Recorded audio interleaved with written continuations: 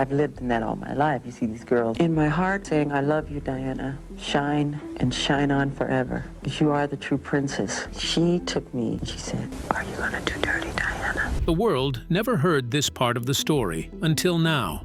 For decades, no one suspected anything unusual, but new revelations are finally exposing what really happened behind closed doors between Michael Jackson and Princess Diana. Private words were exchanged that only the two of them knew about until the truth surfaced. Were those words a warning, a confession, or a moment that completely changed their bond forever? Join us as we uncover the truth behind one of the most fascinating friendships in modern history. The nervous meeting. Reports have it that when Michael Jackson met Princess Diana backstage, the moment was supposed to be sweet and simple. She allegedly told him she loved his song, Dirty Diana, even though many people thought the song might offend her. Diana also told Michael he was her favorite performer in the world and that she wished he could sing at a private event in her home someday. So I wrote a song called Dirty Diana, but I took it out of the show in honor of Her Royal Highness. But what Michael said next completely changed the mood. According to insiders, Michael allegedly told her he planned to remove Dirty Diana from the concert playlist because she was there. Reports have it that he thought the lyrics might embarrass her or seem disrespectful, so he didn't want to sing it in front of her. Princess Diana was shocked and told him she actually wanted him to perform it. Sources say she even laughed and said it was one of her top songs. More dramatic reports claim Michael then admitted he wasn't just worried about the song, he was worried about the media twisting things. Allegedly, he warned her that tabloids loved creating scandals, and a song called Dirty Diana, plus a real Princess Diana in the audience, would spark wild stories. Diana didn't expect such honesty, and was surprised that Michael took rumors and public backlash so seriously. In the end, the meeting took a warm turn. Princess Diana allegedly told Michael she loved his bold personality and admired how real he was, even with all his fame. Reports say she asked if they could stay in touch, and the two exchanged contact information before she left. The beginning of friendship. Reports have it that after exchanging numbers, Michael and Diana began speaking to each other more often than anyone expected. My concert in London, she was very kind, very loving, very sweet. Allegedly, their conversations started as short check-ins, but quickly grew into long talks that stretched late into the night. Insiders say they bonded over how stressful fame could be and how hard it was to trust people around them. According to several sources that refuse to be named, Diana felt safe talking to Michael because he never judged her. She could speak freely about the pressure of being a royal, her family struggles, and how the media followed her every move. Michael allegedly told her he understood the same pain because the press watched him just as closely. Their shared experiences made their connection stronger. Other reports say that Michael looked forward to Diana's calls more than anything. Allegedly, she made him laugh when he was stressed, and he often told friends that she was one of the few people who truly understood him. People close to the singer say he felt calm when they talked, and he trusted her in a way he didn't trust many others. As the months went by, their friendship grew into something special and important. People revealed that they would sometimes meet in private, away from cameras and reporters, so they could talk without interruptions. They both realized that their late-night chats were different, but they didn't mind because it made them feel normal. Their friendship, shrouded in secrecy and hidden from the prying eyes of the public, blossomed into an unexpected bond that would go down in history as one of the most astonishing and talked about relationships in both pop culture and royal circles, captivating the imaginations of fans and historians alike. The gifts that showed true thoughtfulness. Michael Jackson gave the royal couple more than just friendly words and nice talks. I wrote a song called Dirty Diana, and it's not about Lady Diana, it's about certain kind of girls. People say that at the first concert where he met Diana, he brought gifts that showed he knew what was important to her and that he cared about the same causes they both loved. The kind donations and special gifts he brought that day showed the caring side of the king of pop that sometimes got hidden behind his big performances. Jackson gave Prince Charles a check for £150,000, which is about $188,000 from the money he made at his Wembley concerts. This money was meant for the Prince's Trust, which helps young people. He also donated another £100,000 to Great Ormond Street Hospital, a children's hospital that Diana really cared about. These actions weren't just for show. Jackson was known as one of the kindest people in the entertainment world, and he saw Diana as someone who also wanted to help others. The gifts that really made Diana happy were for her two young sons, Prince William and Prince Harry. Jackson had made two special mini leather jackets that looked like his famous Bad tour outfit, with buckles, zippers, and the word Bad on the back. When Diana saw them, her face lit up, and she quickly asked, "Where are they?" thinking about her sons who were safely asleep at home. Making these special gifts for her kids showed that Jackson knew what was important to her. These gestures created a foundation of mutual respect and understanding between them. Both Diana and Michael used their extraordinary platforms to shine light on causes that needed attention, and both understood the responsibility that came with their level of fame. They were two of the most photographed people on Earth, yet they both tried to use that attention for good. Their common dedication to helping others created a strong friendship that would keep them connected even after their only in-person meeting was over. As the concert commenced and Diana gracefully settled into her seat within the royal box, it was difficult for anyone to foresee that this seemingly ordinary encounter would blossom into a deeply meaningful and transformative relationship that would resonate far beyond that moment. The late-night phone calls. According to Jackson, Diana would call him at unusual hours, often waking him up after 3 in the morning. "We were very close," Jackson told German media in 1999. "She was extremely close by phone. Diana woke me up, usually late at night, mostly after 3 in the morning, and then she held me for hours on the telephone." These weren't quick chats or light conversations about being famous. They were long talks where two lonely people discovered someone who really got the special challenges that came with their fame. The timing of Diana's calls often coincided with particularly difficult moments in her personal life. By the late 80s and early 90s, her marriage to Prince Charles was deteriorating, and she was facing intense scrutiny from the British tabloid press. Jackson, who had been hounded by the media since childhood, understood this pressure in a way that few others could. He was married to Lisa Marie Presley during some of these conversations, and he later revealed that his wife would sometimes become jealous of the time he spent talking with Diana, even picking up another phone to listen in on their conversations. She talked about children and the press. Jackson explained about the content of their late-night discussions. "We would call each other late at night and just cry on each other's shoulders about how hard and difficult and how mean the tabloids can be." These conversations revealed the toll that constant media attention took on both of them. While the world saw glamorous celebrities living dream lives, Diana and Michael shared with each other the reality of being unable to go anywhere without being photographed, analyzed, criticized, and sometimes completely misrepresented by the press. The authenticity of these late-night conversations has been debated by some, but multiple sources confirmed their friendship. Jackson's descriptions remained consistent across different interviews spanning years, and even his former bodyguard corroborated the phone calls, noting how important Diana was to Jackson. Whether the conversations happened as frequently as Jackson claimed or were slightly embellished by his flair for storytelling, the emotional truth of their connection was undeniable. As their telephone friendship deepened, both Diana and Michael found themselves confiding in each other about struggles they couldn't share with most people in their lives. The most photographed people on Earth. What truly bonded Michael Jackson and Princess Diana wasn't just their fame, it was their understanding of fame's darkest side. Lady Diana, in real truth, was one of the sweetest people I've ever known.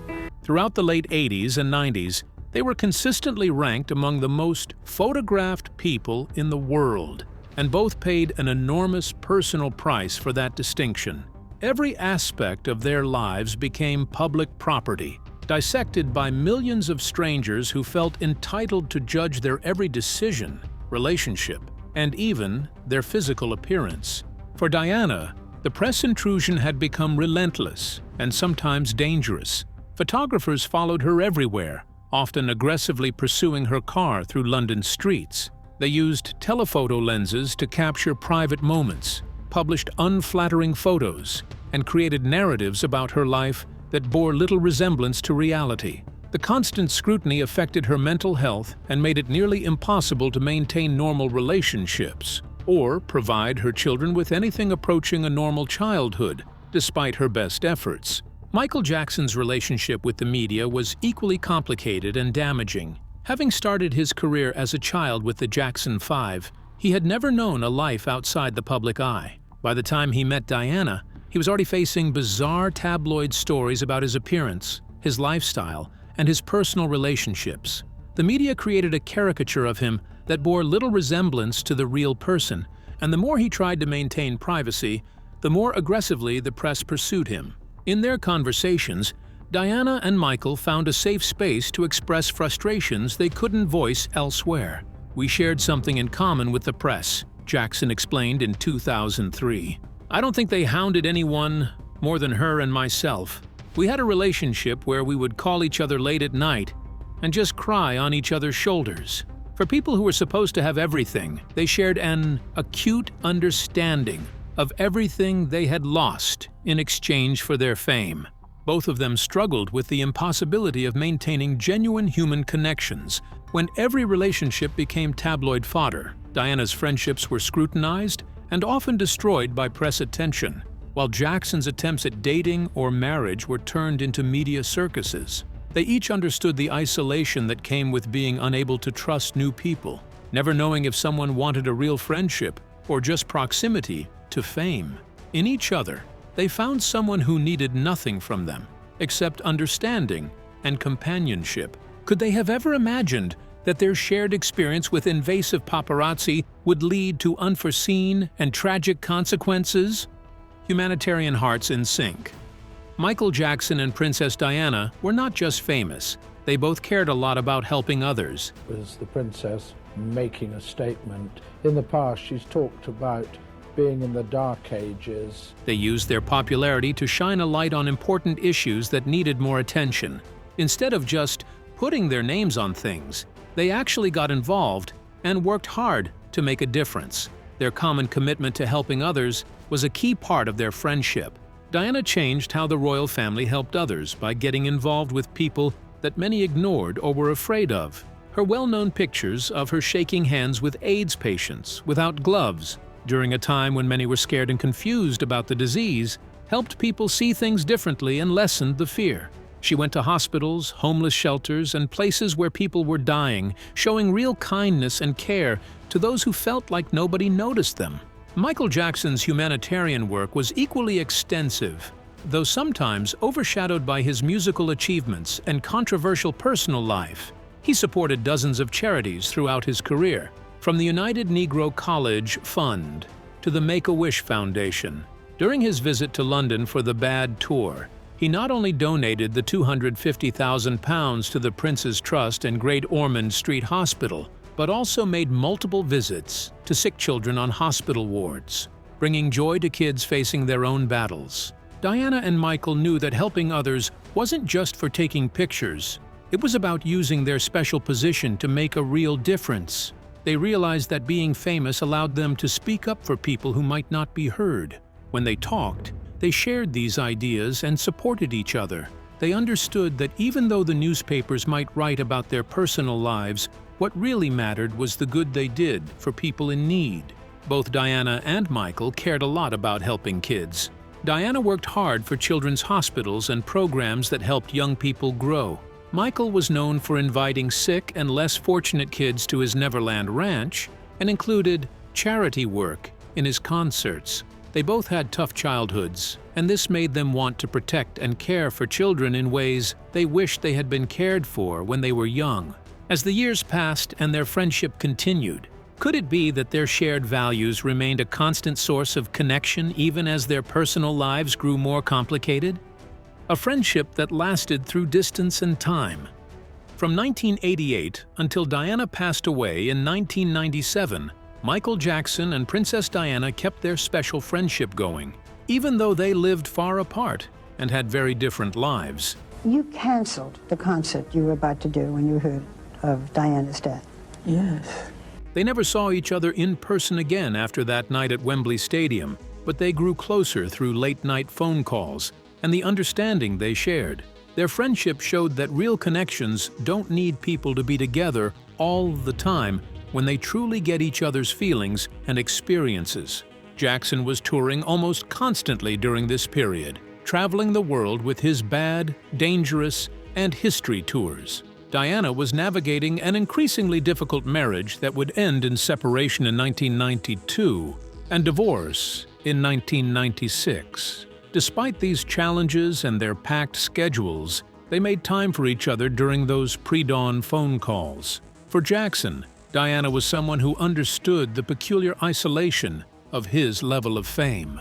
For Diana, Jackson offered non-judgmental friendship from someone who had no agenda beyond genuine care. Diana and Jackson's friendship was complicated because the prince didn't like it. He even told Diana to stop talking to Jackson because he was worried about what their friendship meant.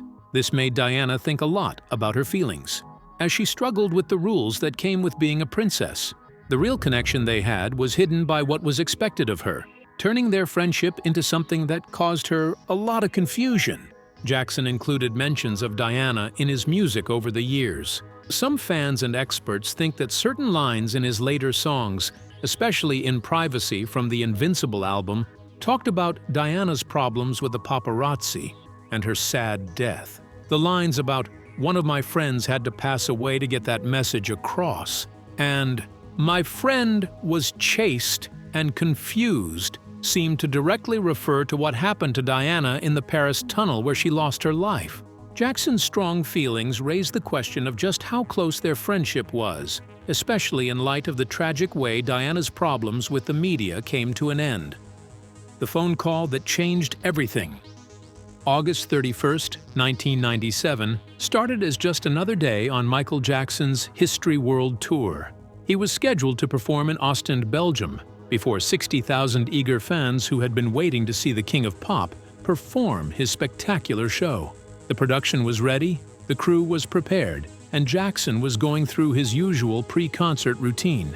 Then came the phone call that would devastate him and bring his world to a crashing halt. News of Princess Diana's car incident in a Paris car crash reached Jackson in the early hours of the morning. According to multiple sources, including Jackson's own later accounts, his reaction was immediate and visceral. He reportedly collapsed in grief when he learned what had happened, and those around him described him as being in complete shock. Some accounts mentioned he needed smelling salts to revive him from his fainting spell, though this detail has been difficult to confirm independently. What is absolutely certain is that Jackson could not perform that night. Hannelore van Styen, a spokeswoman for Sony Epic Belgium, told the Irish Times at the time he said he would have a difficult time performing and did not want to do the concert because of her sudden death. For an artist known for his professionalism and commitment to his fans, canceling a show before tens of thousands of people was unprecedented. It demonstrated just how deeply Diana's death affected him and how significant their friendship had been. That Diana, Princess of Wales, has in fact been killed in that car accident in Paris. Jackson spent that day processing the loss of someone who had understood him in ways few others ever had. Diana had died just 2 days after his 39th birthday, adding another layer of pain to the tragedy. The circumstances of her passing. She was unalived while fleeing from paparazzi photographers, represented the realization of fears both of them had shared in their conversations.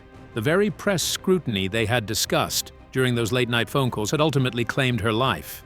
The world mourned Princess Diana. Yet for Michael Jackson, could it be said that this was not merely the loss of a global icon, but rather the sorrow of losing a true friend and confidant? The tribute that broke hearts around the world. When Michael Jackson finally returned to the stage a few days after Diana's passing, he brought with him a tribute that would move his audience to tears and demonstrate the depth of his grief. The rescheduled concert wasn't just another show in a long tour. It became a memorial for his fallen friend.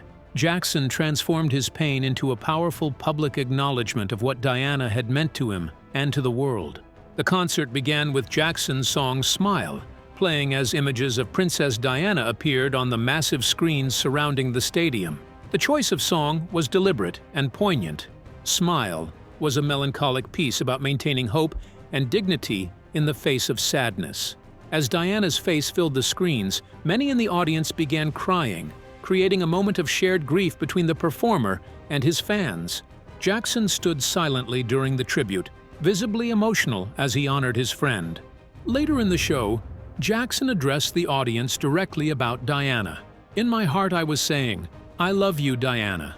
Shine and shine on forever because you are the true princess of the people," he told the crowd. His voice was heavy with emotion, and he struggled to maintain his composure as he spoke. The tribute wasn't rehearsed or polished. It was raw and genuine, revealing the real person behind the performer. Fans who attended that concert later described it as one of the most emotional performances they had ever witnessed.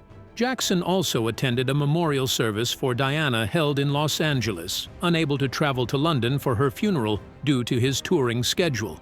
Dressed in black and wearing a black hat, he arrived surrounded by security, but made sure to participate in honoring his friend. He told reporters at the service, "I'm here in honor of my friend who is no longer here. I love her." The simplicity of his statement belied the complexity of his emotions and the significance of the friendship he had lost. I wrote a song called Dirty Diana, and it's not about Lady Diana, it's about certain kind of girls. In the months and years that followed, Jackson spoke about Diana frequently in interviews. In 2003, 6 years after her death, he reflected, "She was one of the sweetest people I've ever known, because we could relate to each other." The past tense was difficult for him, and friends later said he never fully recovered from losing her. He referenced her in his music, mentioned her in conversations, and kept her memory alive in ways both public and private. But while the world eventually moved on from mourning Princess Diana, Michael Jackson carried the weight of that loss for the rest of his life. Two icons, gone too soon. Princess Diana died in 1997, and Michael Jackson died in 2009, and their deaths had a strange connection because they were friends. Both of them died suddenly when many people were very interested in their lives. Their deaths were big news around the world, and many people felt sad and cried for them. Even though the details of how they died were different, they both faced a lot of pressure and attention because they were famous. Diana passed away at the age of 36 while being chased by paparazzi, the same kind of media attention she and Michael had talked about during their late-night chats. Her passing seemed like a direct result of the constant press attention they both faced, and it made Jackson even more worried about his own safety. Some reports say that after Diana's death, Jackson decided to make his security much stronger because he was scared he could be next. This sad event confirmed all the worries they had shared about how the public and media were dangerously obsessed with their lives. Michael Jackson passed away at the age of 50 on June 25, 2009, due to an overdose of a medication called propofol. Although the direct cause was the medicine, there were many other factors involved, such as years of extreme stress, ongoing legal battles, negative media coverage, and the pressure of trying to be perfect in his performances. Just like Diana, Jackson's death caused a huge reaction around the world. His memorial service at the Staples Center in Los Angeles was watched by 31 million people in America, making it the second most watched daytime memorial service ever recorded. The most watched service before that was Princess Diana's funeral in 1997, which had 33.2 million viewers. The sadness of their story is almost like poetry. These two people, who helped each other understand their special struggles, both died too young because they couldn't get away from the pressures of being famous. Their friendship was a short time when they found someone who really got what they were going through, but neither of them could handle the heavy burden of being famous worldwide. Diana couldn't get away from the paparazzi who followed her until her death, and Michael couldn't escape the physical and mental stress of being in the spotlight for so long. Since both of them passed away, many people have thought about their friendship with both interest and sadness. The old video of their meeting at Wembley in 1988 has been watched millions of times, with fans looking closely at the pictures for hints about their special connection. Their late-night phone calls have become a well-known story, showing a friendship that went beyond what we usually see between famous people.